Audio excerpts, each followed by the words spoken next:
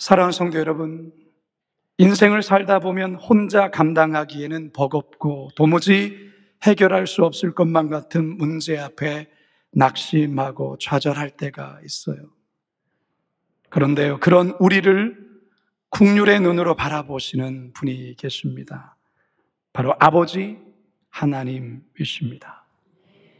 그리고 그 하나님은 저와 여러분을 다시 일으키시기 위해 특별하고도 놀라운 선물을 준비하신다는 사실입니다. 오늘 우리가 대하는 본문에서 하나님은 아브라함에게 특별한 선물을 전달하고 있음을 알려줍니다. 그것은 다름 아닌 칭의라는 선물입니다. 그런데 이 선물을 아브라함에게만 주는 것이 아닙니다. 신약 시대의 성도들을 향한 선물이기도 하고 동시에 오늘을 살아가는 저와 여러분들을 향한 하나님의 특별한 선물이기도 합니다. 바라기는 오늘 말씀 속에서 여러분 한 사람 한 사람을 향한 그 하나님의 특별한 선물을 꼭 발견하시고 그것을 꼭 받아 누리시는 우리 모두가 되기를 간절히 소망합니다. 첫 번째 따라합시다. 먼저 아브라함에게 주셨습니다. 우리는 지난 3번의 설교를 통해 로마서 4장의 말씀을 함께 나누었습니다. 그런데 그 중심에 아주 중요한 인물이 있었는데요. 그가 누구일까요? 유대인들에게 실제적인 조상이며 그리고 자신들의 뿌리가 바로 아브라함입니다. 이러한 사실이 유대인들에게는 아주 큰 자랑이자 자부심이었습니다. 자신들이 하나님의 선민이며 구원받은 약속받은 언약의 백성이라는 것도 결국 아브라함의 자손이기 때문이라는 것입니다. 마태복음의 저자 마태 역시 선지자들이 예언한 메시아며 그리스도가 예수님이라는 사실을 입증하기 위해 아브라함부터 시작하는 족보를 사용하지요. 그만큼 아브라함이라는 이 인물이 중요하다라는 것입니다. 유대인들이 아브라함에 대해 어느 정도로 인식하는가를 잘 보여주는 유대 문헌이 주전 2세기에 기록된 주빌리서라고 말씀을 드렸는데요. 다시 한번 그 내용을 보면 이렇습니다. 아브라함은 주님과 함께 그의 모든 행위가 완전하였다. 그의 생애는 의로 만족하였다. 만일 율법이 모세에 의하여 주어진 10계명과 동일하다고 상상한다면 아브라함이 어떻게 율법을 지켰겠는가? 그 대답은 미리 앞질러서 전 율법을 다 지켰다는 것이다. 유대인들이 이 아브라함을 이 정도로 위대한 존재로, 완전한 존재로, 완벽한 존재로 인식한다라는 것입니다. 자, 그런데 여러분, 바울은 로마서 1장에서부터 시작하여서 2장과 3장 그리고 4장에 와서 진짜 말하려는 것이 뭡니까? 아브라함에 대해서 말하려는 것이 뭡니까? 아브라함 대단히 훌륭한 조상이 맞기는 하지만 하나님 앞에서는 아니다라는 거예요. 하나님 앞에서는 아브라함도 심판받아야 될 죄인이라는 것입니다. 그의 행위로 하나님 앞에서는 구원받을 수 없다라고 바울은 선언하는 것입니다. 그런데 어떻게 해서 아브라함이 하나님께 의롭다 인정을 받게 되었다는 겁니까? 하나님에 대한 믿음이라는 거예요. 믿음. 이 사실을 창세기 15장 6절의 말씀을 통해 제시하지 않습니까? 함께 읽어봅니다. 시작. 아브라함이 여호와를 믿으니 여호와께서 이를 그의 의로 여기시고. 아브라함이 하나님께 의롭다함을 받은 것은 하나님을 향한 믿음 때문이라는 것을 바울이 로마서 4장 내내 주장했다라는 것입니다. 그래서 오늘 본문 22절에 로마서 4장을 마무리하면서 최종적으로 아브라함에 대해서 또 한 번 이렇게 말하지요. 22절 시작. 그러므로 그것이 그에게 의로 여겨졌느니라. 그런데 여러분, 이처럼 아브라함이 믿음으로 하나님께 의롭다 인정을 받은 것도 엄밀히 따지자면 하나님의 은혜, 즉 하나님의 선물이라는 겁니다. 바울은 앞에서 이런 예를 들어 이러한 설명을 했었어요. 4장 4절에서 6절입니다. 시작.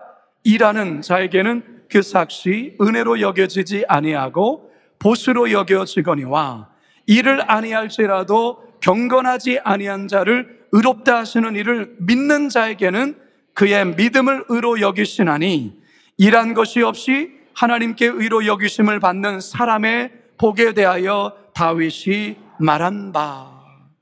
일꾼들에게 일한 대가로 봉급이 주어지면 그건 당연한 보수라 여기지만 일을 하지 않았는데도 봉급이 주어지면 그것은 은혜며 선물이라는 것이죠. 하나님이 아브라함을 의롭다 여겨주신 것은 아브라함이 일한 대가로 주신 것이 아니라는 거예요. 그가 공로가 있어서 그의 행위에 대한 그 어떠한 것으로 주신 게 아니라 하나님이 아브라함에게 선물로 주셨다라는 것입니다. 하나님의 언약을 변치 않고 믿는 것에 대한 하나님의 선물이라는 것이죠. 사랑하는 성도 여러분, 하나님이 아브라함의 믿음을 의롭다 인정해 주셨습니다. 맞지요? 하지만 그것 역시 하나님이 주신 특별한 선물입니다. 할렐루야. 하나님의 칭의의 선물을 아브라함에게 가장 먼저 주신 것입니다. 그래서 우리 모두는 그를 믿음의 조상이라 부르는 것입니다. 그러나 엄밀히 아브라함도 하나님 앞에서는 죄인이었다라는, 그도 심판받아 마땅한 자라는 것입니다. 그러나 하나님이 그를 의롭다 칭해 주셨습니다. 따라서 우리가 아브라함을 주목할 것이 아니에요. 그 선물을 주신, 특별한 선물 주신 하나님을 주목해야 하는 것입니다. 바라기는 아브라함에게 칭의의 특별한 선물을 주신 그 하나님을 오늘도 이 예배 가운데서 꼭 만나게 되시길 주님의 이름으로 축원합니다. 두 번째 따라합시다. 신약의 성도들에게도 주셨습니다. 지금으로부터 20년 전 2004년 9월 세계적으로 유명한 토크쇼인 오프라 윈프리 쇼에서 아주 모두가 깜짝 놀랄 만한 장면이 펼쳐졌어요. 당시 토크쇼의 주제는 꿈은 이루어진다 였는데요. 새로운 자동차 갖기를 간절히 원하는 이들의 사연을 미리 받고 그 중에서 11명을 선정을 합니다. 모터스 사이 협찬으로 당시 3,200만 원 가량의 스포츠 세단 TX G6 자동차를 제공하는데요. 이 오프라 윈프리는 11명의 당첨자 이름을 부르면서 이들을 무대 위로 초대를 합니다. 그리고 이어서 이 자동차가 무대 위로 이렇게 올라와요. 11명의 당첨자는 기쁨의 탄성을 지릅니다. 저 차가 나의 차가 되는구나. 그런데 방송 진행 요원들이 갑자기 방청석에 들어가더니 앉아있는 265명에게 작은 상자 하나씩을 나눠줍니다. 이때 오프라 윈프리는 받은 상자 속에 마지막 11명의 주인공이 있다고 그렇게 이야기를 합니다. 일제히 상자를 여는데 이곳저곳에서 소리를 지르며 얼굴을 감싸주고 서로 껴안고 어쩔 줄 몰라하는 장면이 연출이 됩니다. 오프라 윈프리는 무대를 껑충껑충 뛰어다니면서 당신이 주인공이에요, 당신이 주인공이에요 이렇게 외칩니다. 그날 TV쇼에 참석한 276명 방청객 모두가 자동차 한 대씩 선물로 받은 주인공이 되었다라는 것입니다. 여러분도 받고 싶죠? 예배 끝나서 여러분, 저 밖에 여러분에 의해서 스포츠 세단 승용차가 마련되어 있습니다. 아마 열광의 도가니가 될 거예요. 265명의 이 방청객에 앉아있던 분들은 자신들은 이제 아니구나, 저 11명의 무대 위에 있는 분들만이 저 차를 받는구나 그렇게 생각을 했던 거죠. 그리고 상자가 나눠졌을 때 그 중에 한 명이 될 수가 있겠구나라고 생각을 했는데 모두에게 이게 돌아간 거예요. 사랑하는 성도 여러분, 저는 오늘 본문에서 이와 똑같은 일이 벌어지고 있는 것을 발견할 수가 있어요. 무슨 말입니까? 하나님께 의롭다함을 받는 이 선물이 무대에 올라와 있는, 성경의 무대에 올라와 있는 아브라함에게 주어지는 것만이 아니에요. 그리고 아브라함의 혈통인 유대인들에게만 주어진 것이 아니라는 것이죠. 전혀 뜻밖의 대상인 헬라인, 즉 이방인들에게도 주었고 더 나아가 신약의 모든 모든 성도들에게도 해당된다라는 것입니다. 할렐루야. 23절에서 24절 상반절 시작. 그에게 의로 여겨졌다 기록된 것은 아브라함만 위한 것이 아니요 의로 여기심을 받을 우리도 위함이니. 사랑하는 성도 여러분, 이게 바로 하나님 아버지의 마음이에요. 이게 바로 하나님 아버지의 진짜 본심이라는 거예요. 유대인들은 하나님을 자기들만의 하나님으로, 자기 민족만의 신으로 하나님을 독점하려 하였지만 하나님의 마음은 그게 아니라는 거예요. 하나님은 유대인들만의 하나님이 아니라 이방인들, 더 나아가 모든 인류의 하나님이 되기를 원하셨어요. 그리고 그들 모두가 구원받기를 원하셨다라는 것입니다. 디모데전서 2장 4절입니다. 시작. 하나님은 모든 사람이 구원을 받으며 진리를 아는 데 이르기를 원하시느니라. 바울은 이미 로마서 3장에서 이러한 내용을 이미 설명을 했어요. 로마서 3장 29절이죠. 시작. 하나님은 다만 유대인의 하나님이시냐, 또한 이방인의 하나님은 아니시냐, 진실로 이방인의 하나님도 되시느니라.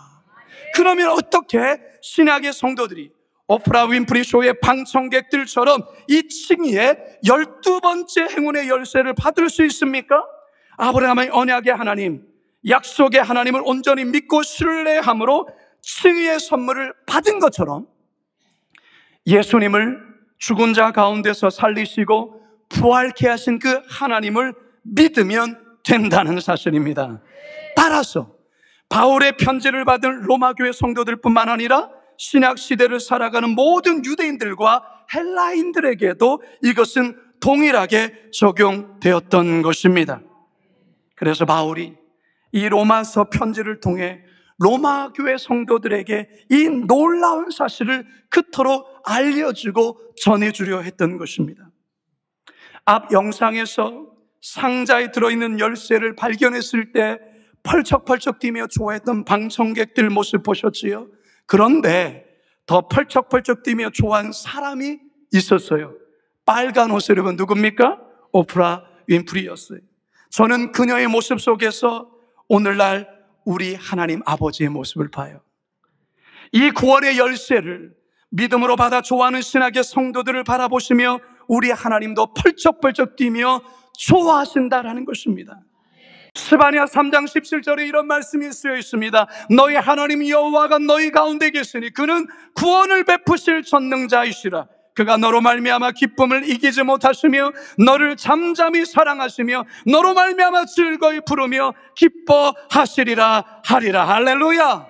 이게 아버지 하나님의 마음이에요.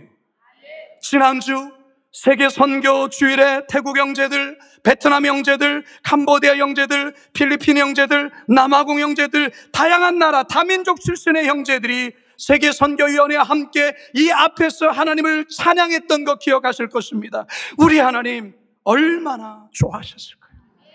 우리 하나님 기뻐 춤을 추셨을 거예요. 우리 예수님 저 보좌 우편에서 기뻐 뛰며 춤을 추셨을 것입니다. 우리 하나님 모든 열방, 모든 민족이 하나님의 자녀 되기를 원하세요. 이 아버지 하나님의 마음을 우리는 잘 헤아리셨어요. 더 많은 민족이, 더 많은 족속들이 하나님의 백성이 되도록 더욱더 열정적으로 복음을 전하고 그리스도의 사랑을 전하시는 거룩한 비 광성교회 성도들 모두가 되시길 주님의 이름으로 축원합니다.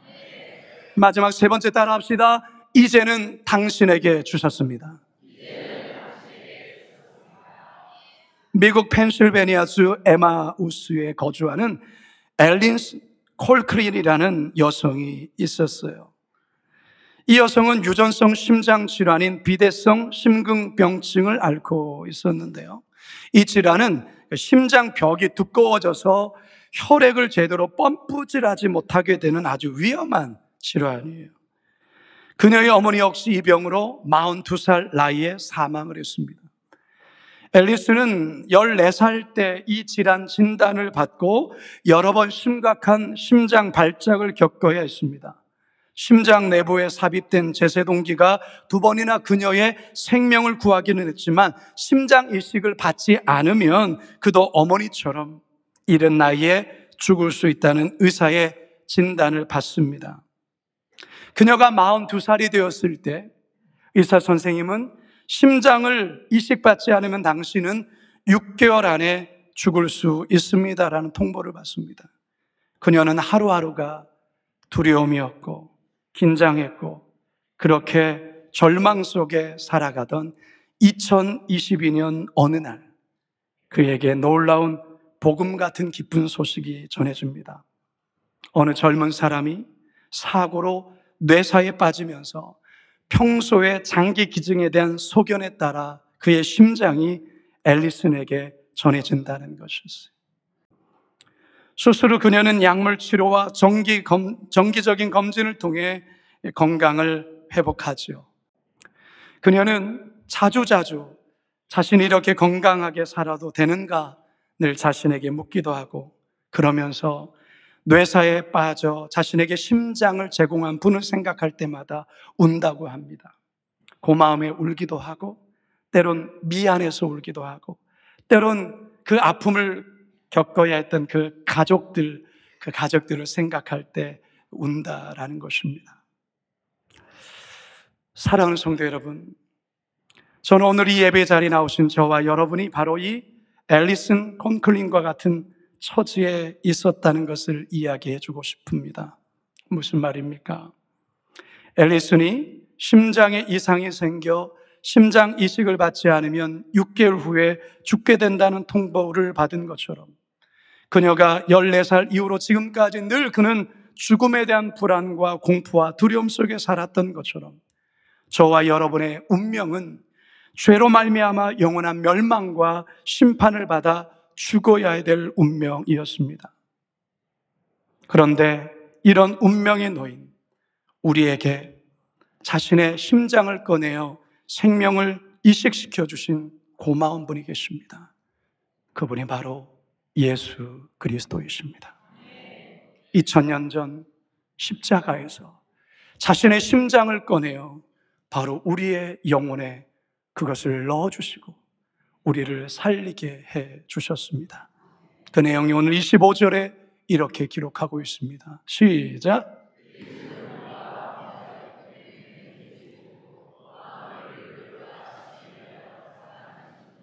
사랑하는 여러분, 저와 여러분은 엄밀히 따져서 아브라함 자손이 될 수가 없어요.